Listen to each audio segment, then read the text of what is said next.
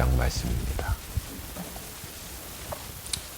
데살로니가 후서 1장 데살로니가 후서 1장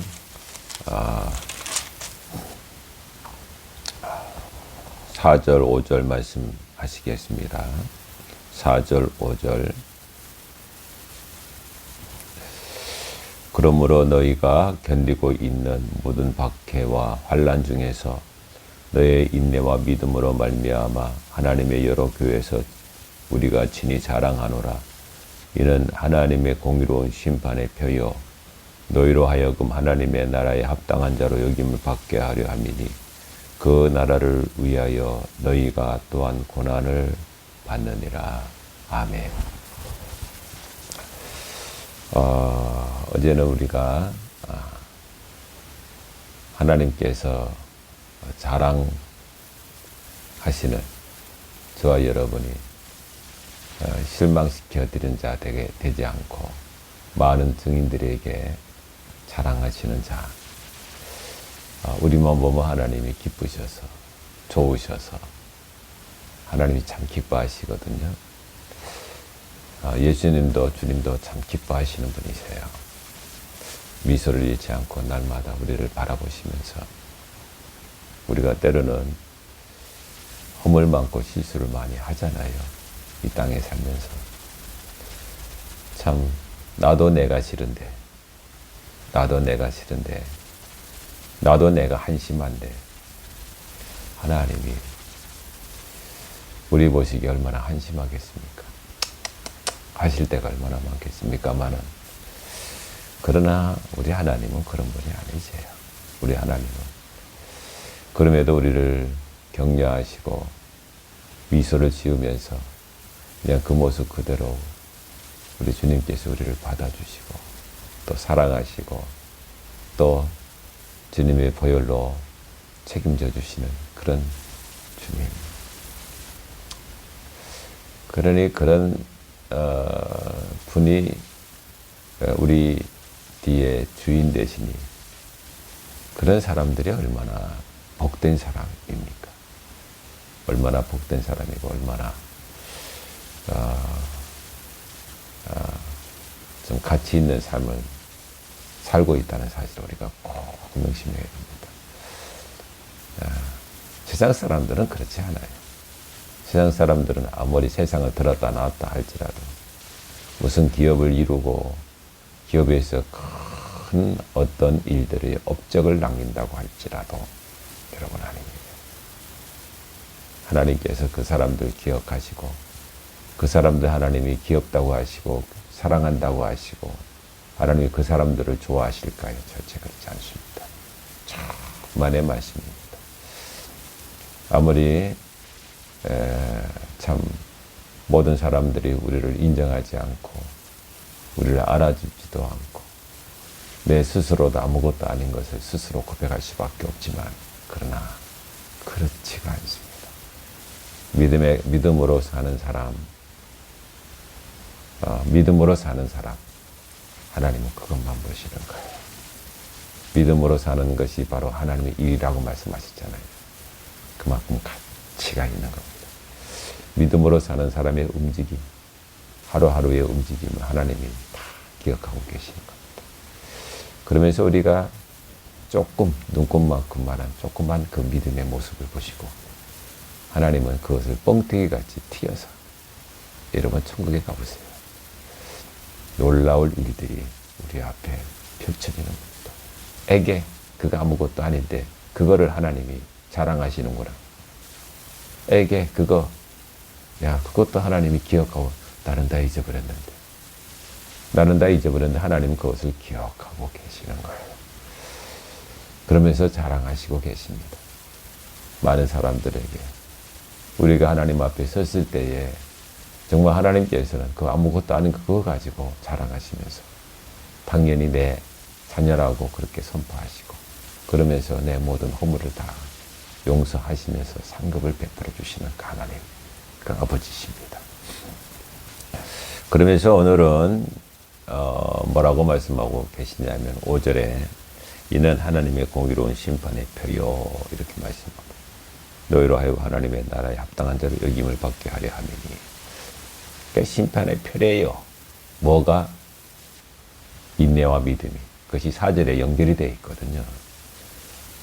그 4절에서 우리가 고난을 당하잖아요. 박해당하고 또 고난을 당하고 견디고 이런 것들. 박해와 환난 중에서 너의 인내와 믿음으로 말미암아. 근데 이 박해와 환난 중에서 우리가 믿음으로 이것을 견디잖아요. 이런 환난과 박해를 말이에요. 인내하면서 견딘단 말이에요. 그런데 이것이 뭘 말하냐면 이 5절에 가서는 사도 바울이 하나님의 공의로운 심판의 표다 이렇게 말씀을 하고, 그러면 우리가 환난을 당하면 이 어떤 공의로운 심판이 우리에게 있는 건가? 그래서 이 표가 뭔가? 이게 무슨 말씀이지? 라고 우리가 생각할 때가 있지만, 그러나 이것은 이 사도 바울이 얼마나 우리가 박해받고 환난받는 거 이런 것들이 준엄한 하나님의 기억하시고 또 하나님이 판단하신다는 그런 말씀의 보충적인 것을 기록해 놓은 거거든요. 다시 말씀드려가지고 하나님 이 표라는 것은 분명한 표식, 증거라는 뜻을 가지고 있어요. 표식이다 이 말이죠. 증거다 이 말이거든요. 다시 말씀드려가지고 이 데살로니가 교인들이 보면 믿지 않는 사람들은 잘 살아요. 믿지 않는 그 데살로니가 시민들 말이에요. 거기서 자기들 나름대로의 어떤 토지를 가지고 또 노예를 가지고 말이에요. 노예에게 심부름시키고 또 농토를 갈게 하고 그래. 그러면서 말입니다. 자기들은 그냥 설렁설렁 목간이나 갔다 왔다 하고 말이에요. 그러면서 의회에 가서 어쩌고 거기서 또 한마디 하고 또 토론하고 그때 어떤 헬라 문화 아니겠어요. 그렇게 한단 말이에요. 참 인생 잘 살아요. 인생. 그러면서 그들은 또 먹고 마시고 참 많이 하거든요. 축제 말입니다. 저 축제뿐만 아니라 어떤 성적 타락도 이거 무시문하죠. 성적 타락 말이에요. 그러면서 남자나 여자나 다른 사람들, 다른 여자, 다른 남자, 그런 어떤 그런 지조를 지키는 거 그런 거 의미가 없어요. 이 이방 문화 자체가 그렇습니다. 그런 것들이 전부 다 어떤 로마의 신화에서도 그 신들의 선정에서 또 신들의 어떤 욕망에서 다 나오는 말씀 아니겠어요? 그 영향을 받는, 그 사람들이 영향을 받거든요. 자기 부인만이 아니라 자기 엄마하고 어머니하고 아버지가 어떤 딸하고 이런 일들이 신화에 그렇게 공공연하게 나오는 말씀들이 그만큼 인간이 영향을 받는단 말이에요. 그러니까 그런 여러 가지 일들이 이 예수 믿지 않는 사람들에게 지금도 마찬가지 아니겠어요. 예수 믿지 않는 사람들은 잘 살아요. 지금도 여러분 저 예수 믿지 않는 사람들은 여기 언양의 신불산 그 모텔 쪽에 그 가나산 쪽에 말이에요. 어제도 그 등산 갔다가 난리가 아닐 거예요. 거기만 난리 아닙니까? 저 위에 또 이 언양에는 또 대단한 데도 많아요. 저 조그마한 소도시인데도 불구하고 어떤 때는 모텔에 방이 없대요. 그게 말이 돼요. 말이 되냐 이 말. 그러면서 거기 가면 우후죽순으로 그런 모텔촌을 이루고 말이에요. 아니 어떻게 해서 저런 데다가 그렇게 모텔이 많아, 관광객들이 많나 이렇게 생각했는데 그건 순전한 생각이에요. 그게 지금도 예수 믿지 않는 사람들은 그냥 눈이 벌게가지고 말이에요. 눈이 벌게가지고 그렇게 자꾸 돌아다닌단 말이에요. 그런 말이에요. 잘 살아요. 하루하루 얼마나 즐겨요. 얼마나 자기의 그 어떤 욕정을 그렇게 즐기고 말이요. 탐하는 그런 세상을 저들이 살고 있는. 우리가 인간적으로 보면 참 잘 사는 거다. 재밌게 살잖아요. 우리도 마찬가지로 믿음이 없으면, 하나님이 없으면 괜히 이렇게 살 필요가 없죠. 왜 살 필요가 없어요? 하루 낙을 누리고 하루 재밌게 살다가 하루하루 그 사람이 가장 가치 있게 사는 사람이 행복한 사람이다 이 말이에요. 그런데 그게 그렇지 않아요. 그게 아니에요. 왜냐하면 심판이 있기 때문에 그래요. 심판이 있다 이 말이에요. 그 심판의 표가 있다 분명히 그렇게 성경을 우리에게 말씀하고 있는 거예요. 그렇기 때문에 이 데살로니가 교인들도 거기에 대한 물음을 가지고 있었던 겁니다. 왜 우리는 믿음으로 사는 사람이 이렇게 고난이 많나? 믿음으로 사는 사람들은 왜 이렇게 박해와 환난이 왜 이렇게 많나? 거기에 대한 그런 물음. 거기에 대한 하나님이 계시면 또 하나님께서 아니 우리가 뭘 그렇게 큰 것을 바라나? 안 그렇잖아요. 그죠? 그냥 우리가 먹을 것 좀 있고 그것으로 족한 줄 알고 그냥 두고 올 집 자유롭게 예배하고 그것이 바로 이 데살로니가 교인들의 어떤 소망 아니겠어요. 그런데 그것까지 어려운 거예요. 그것까지 힘들다 이 말이에요. 이게 꼭 데살로니가 교회만 그런 것이 아니라 여러분 예루살렘 교회는 더 했죠. 뭐 예루살렘 교회만 그런 겁니까? 성경에 보시면 요한계시록 2장, 1장, 2장, 3장이니까 거기에 보시면 7교회의 사건들이 나오는데 거기에서도 에베소, 서보나 뭐 이런 교회들 보면은 말할 수 없는 그런 고난을 당하죠. 교회마다. 그러니까 왜 이 고난이 많나 말이에요. 그것이 꼭 그 시대만 그런 것이 아니라 지금도 마찬가지란 말이에요. 여러분 지금도 우리가 믿음으로 좀 신실하게 믿음 생활을 하려고 하면 고난이 많습니다. 고난이 없잖아 있어요. 많아요. 우리가 성경에 보시면은 시편 34편 말씀이 나옵니다. 시편 34편은 어떤 배경을 가지고 있느냐면은 다윗이 사울왕을 피해간 얘기를 했죠.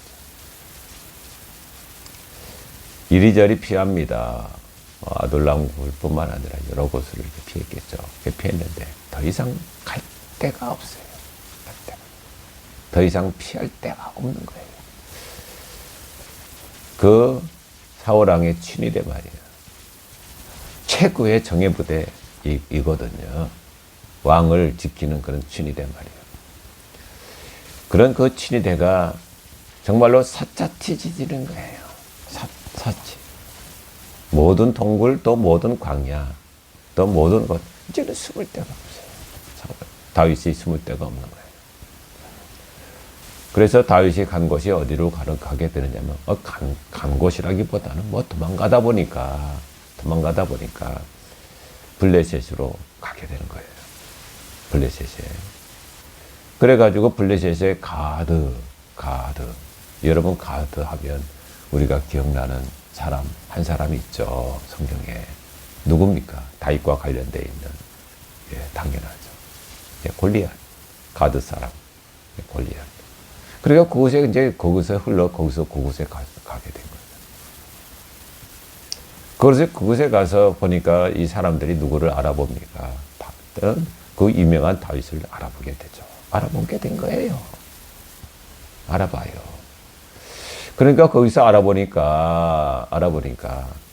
알아보면서 거기서 그 중동에 그때 노래가 있었죠. 민요같이 어떤 그 시대의 그 민요 아닙니까? 그런 것들이 우리 어렸을 때에도 그런 노래들이 참 많았는데요. 그때 우리 다 잊어버렸죠. 근데 그때도 그 노래가 이제 그때에 있었죠. 사울은 천천히요, 다윗은 만만이라. 이 노래 말이에요. 이게 그 중동에서 이 골리앗이 똥 넘어지고 난 이후에 그때의 그 근동에서 그냥 불러졌던 어떤 나라든지 그 나라 그 소문이 그렇게 또 빠르잖아요. 그래서 그 노래가 어린아이 입에서 그냥 다 이쪽 저쪽에서 다 이렇게 흘러 있던 그 노래예요. 그래서 성경에도 나와요. 그러니까 그 아이들이 또 사람들이 다윗을 보자 이제는 어떻게 다윗을 보고 뭐라고 말하는 거예요. 사울은 천천히요, 다윗은 만만히 앞서 따라다니는 거예요. 누구를 다윗은 큰일 났다. 아이 큰일 났다. 내가 여기까지 도망왔는데 이 사람들을 날 모를 줄 알았는데 어떻게 나를 알지? 그래가지고 이제는 잡힙니다. 잡혀가지고 그때 그 블레셋 왕이 아비멜렉이라는 왕입니다. 아비멜렉이라는 왕인데 아비멜렉이 잡혀갑니다. 그 앞으로 잡혀가서 그 시편 34편에 보시면 그 표제가 뭐라고 되어 있느냐면은 미친 채 하다가 쫓겨나서 지은 시. 아비멜렉 앞에서 미친 채 하다가 쫓겨나서 지은 시. 이게 바로 이 시편 34편 말씀이거든요. 그래 거기서 미친 채 하는 거예요. 미친 채. 거기서 거적대기 가지고 뒤에서 질질 침 흘리고 말이요. 침을 수염으로 침 밑으로 줄줄 이렇게 흘리면서 완전히 미친놈 같이 그렇게 미친 채 하면서 히히덕거리고 그렇게 하는 이 다윗의 모습. 그러면서 지은 시가 바로 시편 34편 말씀이거든요. 특별히 거기에서 뭐라고 말씀하고 있느냐면 19절에 의인은 고난이 많으나 이렇게 말하고요. 의인은 고난이 많으나 여호와께서 그의 모든 고난에서 건지시는도다. 이렇게 고백을 하고 있습니다. 여러분, 의인은 고난이 많아요. 의인은 어려움이 많이 있습니다. 그리고 우리가 이 고난이 있잖아요. 이런 고난이 여러분 인생에서 고난 없이 그냥 살았으면 얼마나 좋겠어요. 저도 마찬가지예요. 인간이기 때문에. 승승장구하고 막 사람들이 알아주고 멋있게 하고 뭐 멋지게 타고 다니고 그러면서 뭐 빛과 번쩍 말이에요. 그걸 인간이 이 사람으로 태어나서 그걸 마다할 사람이 어디 있겠어. 그러면서 더 찬송하고 더 잘 믿고 뭐 그렇게 했으면 얼마나 좋겠어요. 그것이. 그게 그렇지 않다는 사실. 물론 그거 우리가 나쁘다 이건 뭐 그거 그렇지가 않습니다. 나쁘다 뭐 그렇게 해서 예수 잘 믿고 뭐 그렇게 하는 건 나쁘니까 고난이 뭐 좋으니까 뭐 그건 아닙니다. 그건 아닙니다. 그러나 여러분 사람은 고난을 통해서 그 고난을 통해서 하나님의 상급이 예비된다는 사실을 우리가 알아야 돼요. 그걸 지금 이 바울은 말한 심판의 별이에요. 그것을 그 보상이 있다는 사실이에요. 즉 그냥 따뜻해가지고 말이에요. 어떤 고난도 없이 어떤 환난과 박해도 없이 여러분 천국에 갔어요. 얼마나 그 인생이 재미가 없겠어요. 재미없잖아요. 재미없잖아요. 참 미안합니다만은 우리 고난이 왜 필요하냐면 고난이 왜 참 어찌 보면은 고난을 통해서 우리가 하나님 앞에 아름다운 그런 스토리를 우리가 재현시키는 그런 축복을 우리가 누리게 될 수 있거든. 즉 다시 말씀드려가지고 인생의 고난 우여곡절을 많이 겪은 그 사람이 말이에요. 그 사람이 흥미 있잖아요. 얼마나 흥미 있습니까? 즉 제가 예전에 이 황야의 뭐 7인자, 무법자, 뭐 휘파람을 불면서 서부에 뭐 말을 타고 모자 탁 쓰고 말 타고 쫙 가서 이제 가는. 그러면서 거기에 악당들을 막 이렇게 잡고 죽이고 뭐 거기서 총싸움하고 뭐 탕탕탕탕 하고 그렇게 하는 그런 영화가 예전에 저 어렸을 때 참 그걸 많이 봤어요. 참 많이 봤어요. 저 기억 생생하죠. 너무 많이 봤어요. 그 TV에서 예전에 흑백으로도 많이 나오고 그런 것이 참 많이 나왔거든요. 아주 인기였습니다. 주인공 엄청나게 얻어 터지는 거예요. 주인공 지 일이 아닌데 그래가 마을 가다가 보니까 거기에 이 악당들이 말이에요. 땅 뺏으려고 그래가지고 그 남자들을 죽이고 뭐 여자들이 막 거기서 이제 싸우는 거예요. 그러니까 그걸 그냥 보고 지나갈 수가 없는 거예요. 그러니까 그 악당들을 어떻게 이제 처단하는 거예요. 그러면서 우여곡절을 그 영화가 아주 그 악당들한테 잡혀요. 주인공이 잡히면 엄청나게 두드려 맞아. 엄청나게. 그러면서 어떻게 제가 이 영화 하나 생각나는 것이 뭐 생각나냐. 주인공의 모든 10손가락을 끊어요. 다 끊어버려. 너 더 이상 총 쏘면 안 된다. 더 이상 총 쏘지 마라. 하면서 다 손가락을 다 끊어버리고 말아요. 붕대 감고 말이에요. 붕대 감고. 그런데요, 주인공이 그 붕대 감고 나타나요. 이야, 저거 어떻게, 이제 끝났구나, 사람들이. 예? 끝났구나. 주인공 끝났구나. 지가 어떻게 쏴? 손가락도 없는데. 끝났어요. 예, 끝났어요. 여러분, 거기서 영화가 끝나면 재미가 있어요. 거기서 영화가 끝나면 영화 돈을 받을 수 있어요. 거기서 영화가 끝나면 영화가 그 값어치가 있어요. 또 거기서 영화가 끝나면 주인공이 주인공이에요. 아니에요. 주인공이 주인공이 아니죠. 재미가 없죠, 거기서. 안 끝나요. 그런 고난, 환란을 당해도 안 끝나더라고요. 안 끝나. 어떻게 하냐면, 기관단총을 어찌 거기다가 마차에다가 묶어가지고 그래서 그 기관단총을 그 실로 끈으로 묶어서 그렇게 정치를 해서 그놈들이 오니까 탕탕탕탕탕 해가지고 다 죽이더라고요. 다다다다 해가지고 이야 신나요. 이야 그러면서 제가 느낀 것이 뭘로 야 고난이 저렇게 저 사람을 더 두각을 나타내는구나. 저 사람을 더 흥미있게 인생의 그 모든 스토리들이 더 박진감 있는 물론 본인은 손가락이 끊어질 때 하나하나 말할 수 없는 그런 고통과 말할 수 없는 그런 아픔을 느끼죠. 그러나 그것을 바라보는 증인들 말이에요.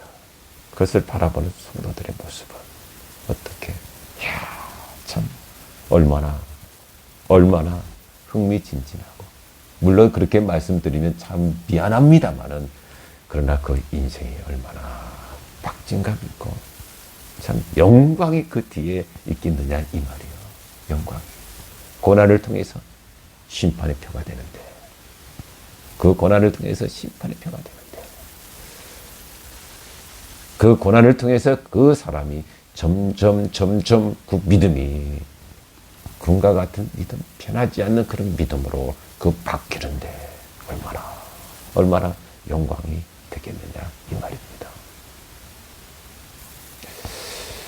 그러니까 여러분 우리가 이런 고난에 대해서 성경은 너무나도 많이 언급을 하고 있는 거예요. 당연히 고난 당한다. 예, 성도의 믿음에서는 당연히 그 옆에 고난이 있다. 그것을 우리에게 말씀하고 있는 거예요. 제가 날마다 드려지는 그 비유지만 여러분 온상 안에는 바람의 요동이 없습니다. 그거는 그냥 온도계로 온도 맞춰주는 거예요. 난로를 펴주고 아니면은 뭐 어떻게 어떤 남박 시스템을 통해 가지고 거기서 그 적정 온도, 적정 선을 뭐 20도, 21도, 22도 뭐 그렇게 몇 도는 모르겠지만 그렇게 맞춰줘요. 그래서 거기에는 그냥 거기서 그냥 꽃이 나르고, 꽃이 나는 게 아니고 나비가 나르고 거기서 벌이 윙윙거리면서 아주 행복해요. 보는 사람으로 하여금 여기가 평화로다, 여기가 평화가 있구나, 평강이 여기에 있구나 이렇게 할 정도의 그런 잔잔함이나 그런 아주 요동함이 없는 그런 곳이 바로 온상이죠. 온상입니다. 근데 그 온상에 있는 꽃을 이제는 실온에 딱 가지고 가면 얼마 견디지를 못해요. 왜? 어떤 그 온도의 차이 때문에 그렇거든요. 조그만한 것도 이 꽃들이 금방 시들어버리고 금방 누렇게 어떻게 말라버려요. 아니 그 옆에 물을 많이 줬는데도 불구하고 왜 이렇지 할 정도의 그런 어떤 변화, 조그마한 변화에 민감하단 말이에요. 그런데 눈 속에서 그 차가운 영하의 눈을 맞으며 또 아주 거센 풍랑, 그 바람 말이에요. 아주 차가운 바람에 이리저리 부닥치면서 그 땅 속에서, 그 언 땅 속에서 올라온 그 들꽃 말이에요. 들꽃. 저는 그것들을 한 번씩 이렇게 봐요. 보면서 참 대단하다. 대단하다. 온실에 있는 그 꽃을 대단하다고 말하지 않아요. 예쁘다. 이렇게 말할 수는 있겠죠. 그런데 그 예쁨이라는 것은 곧 시들어버려 조그만한 그런 고난에, 조그만한 그런 역경에도 곧 시들어버린다는 사실이에요. 그거 다 상식이잖아요. 그런데 그 들꽃 말이야. 들꽃. 그 온도의 변화, 밤만 되면 그 깜깜한 밤에 그 변화가, 그 온도의 변화가 영하로 떨어져도 거기에서 그냥 움츠러들고 있다가 다시 아침 햇빛이 딱 지면 그것을 활짝 피면서 다시 거기에서 살아남는 그런 그 들꽃 말이야. 그 안에 그 꽃의 수수를 이렇게 하나하나 보면 너무나도 신비합니다. 너무나도 신비하고 어떻게 보면은 참 하나님 감사합니다라고 고백할 수밖에 없는 그런 은혜와 영광이 거기에 그 꽃 안에 다 숨어 있는 것을 보게 되는 거예요. 여러분, 어느 것이 좋겠어요? 온상에서 그냥 따뜻한 그런 인생 말이에요. 거기서 뭐 어려움 없이 박해 없이 거기서 있는 모습 말이에요. 그렇지가 않아요. 믿음은 그렇지가 않아요. 여러분, 우리가 믿음 생활하는 것은 하나님이 그것을 원치 않으세요. 그걸 우리가 명심해야 돼요. 왜 하나님께서 초대교회를 만들었으면 초대교회를 하나님이 만드신 것 아니겠어요? 그 교회 태동이 초대교회부터인지 아니면 뭐 여러 가지 무슨 학설이 있습니다만 교회 태동이 뭐 모세의 광야교회다. 그건 뭐 그거는 좀 그래요. 교회는 어디부터냐면 예수 그리스도 12제자부터 교회예요. 그래가지고 그 초대교회로 이어지거든요. 그 교회의 시작이 바로 초대교회라고 해도 과언이 아니잖아요. 그런데 왜 하나님이 그 초대교회를 카타콤에 집어넣어버려요?